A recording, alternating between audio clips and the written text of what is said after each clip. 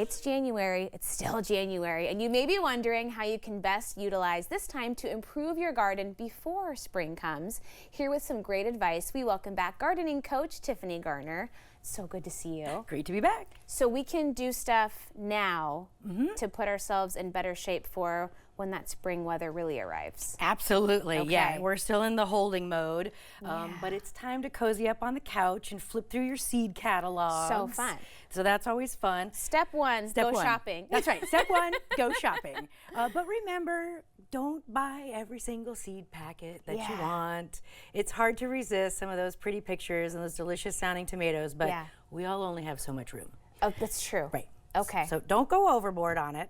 And you don't need to go buy new stuff, like new plastic containers and stuff to start your seeds. It's all right in your recycle bin already. Amazing. I literally pulled all of this stuff out of my... Oh, that's so cool. Yeah. I kind of hoard these really good to-go containers because a great lid, which is like a little humidity dome. Sure. And then, I mean, solid container that you can reuse year after year. That makes a lot of sense because they're kind of perfectly shallow, right? Yeah, they're perfectly shallow. Okay. You don't need very much root zone there for these new little babies.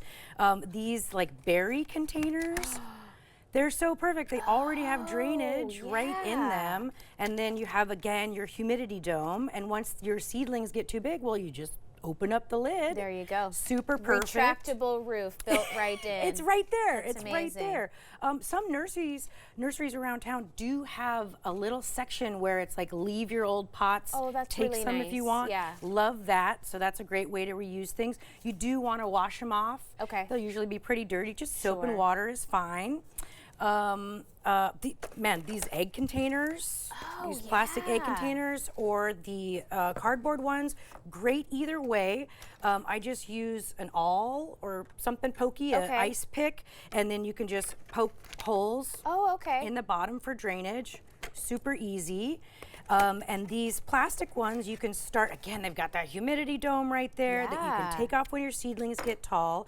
And then you can just scoop your little seedlings right out of there and put them into the ground or put them into your larger pot if need be. Great idea. And then these cardboard ones, you can just cut the thing out and plant the whole thing. Oh, okay. I usually do cut the sides a little bit because I have found that sometimes this doesn't break down in the soil. Okay. So your plant can be like a little bit roots. Give it some encouragement. Yeah. So after my seedlings start, I will cut this little segment out and then maybe just give it a little cut on each side. That's smart. Pop it right in the ground. It's super, super easy. And the only thing you do need to buy if you're starting seeds is a seed starting mix because the seeds actually have all the energy they need in their shells. Okay. And so you want a soil with no fertilizer in it. And that's what the seed starting mix is. The thing with the seed starting mix is it's very hydrophobic, which means it repels water. And here, I'll show you really quickly what that means. That's obviously a little too full, but if you just were to water it on the top, it just pools up and it doesn't really soak in very well. So what I do is I put it in the container and then I put the water underneath. Oh, that makes sense. Let it sit overnight. It soaks all the way up through and then you're ready to plant your seeds. Okay. Yeah. I highly recommend, if you're doing the seed route, to get yourself a light. Okay. And grow lights are super easy to find these days. Nice. You don't need anything fancy and expensive, just a full spectrum LED. You can get them at the big, like Home Depot kind of places or online. The trick is you want to get a little chain. Okay. Because you want to start your seeds, like here, you want to put it like boop, as low as you can over those seeds. And then you start raising it up as the plants grow. That's handy. And that way they don't get leggy. Another way to prevent them from getting leggy is to use little fans. Oh, okay. And if you blow some air on those seedlings, it makes them tougher.